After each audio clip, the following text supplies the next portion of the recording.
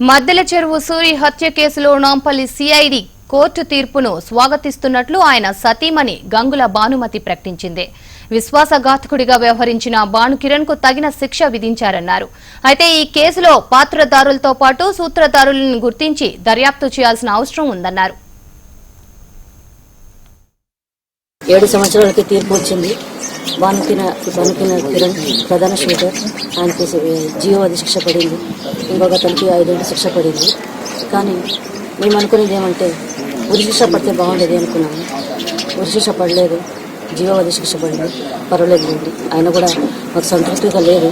ఎందుకంటే జీవాది ఉరి శిక్ష పడింటే మాకు సంతోషంగా ఉండేది.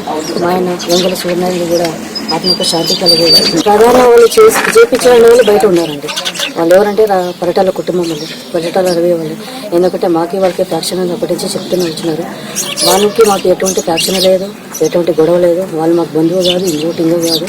వచ్చినాడు, సూర్యుని పరిచయం చేసినాడు, ఉన్నాడు. అన్నా నేను దగ్గర ఉంటాను, మీ తమ్ముడు సొంతం తమ్ముడు అనుకున్నా, తమ్ముడు చచ్చిపోయినాడు అనుకోద్దన్నా, నీ తమ్ముడన్నా నీ దగ్గర ఉంటానన్నా, అది ఇది చెప్పినాడు.